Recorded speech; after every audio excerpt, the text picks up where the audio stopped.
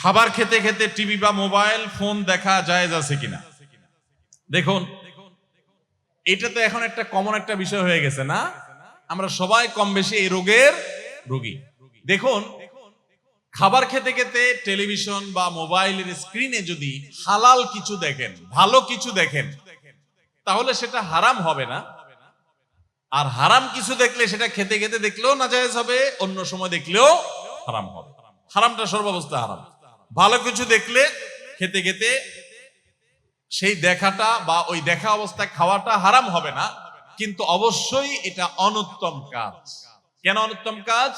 কারণ এটা আমাদের স্বাস্থ্যের জন্য ভালো নয়। ডাক্তাররা আমাদেরকে বারবার সাবধান করে খাবার সময় খাবারের প্রতি মনোযোগী হতে হয়। অন্য মনস্ক হয়ে খেলে তার স্বাস্থ্যগত উপকারিতার চাইতে অনেক সময় ক্ষতির আশঙ্কা থাকে। তো এই জন্য এটা এমনিতে অনুচিত। তাছাড়া এটা নেশার লেভেলে চলে গেলে, এডিকশন লেভেলে চলে গেলে, আসক্তির লেভেলে চলে গেলে তখন মানুষ এরকম করে। সেজন্য যথাসম্ভব এই বদভ্যাস থেকে আমাদের দূরে সরা উচিত।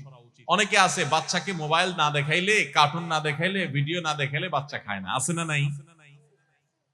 ভাইরা আমার, আমি খুব শক্তভাবে বলতে চাই, বাচ্চাকে মোবাইল দেখায়া, কম্পিউটার বা টেলিভিশনে কোনো ভিডিও কোনো কিছু দেখায়া খাওয়াবেন না।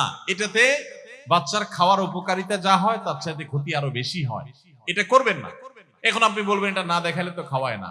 আমার কথা হলো, আপনি একদিন দেখানো ছাড়া খাওয়ান, 2 দিন 3 দিন, যদি সে না খাইতে চায় খাওয়ায়েন না। তাকে বলে দেন যে তোমাকে এইসব দেখতে দেওয়া হবে না, তুমি খাওয়া খাও, আর না খাইলে না খাও। ওই যে এক মুরব্বী চাচার দেখছেন না, সারির সময় শেষ, খাইলে খাও না খাইলে না খাও, সিলেটি ভাষায়।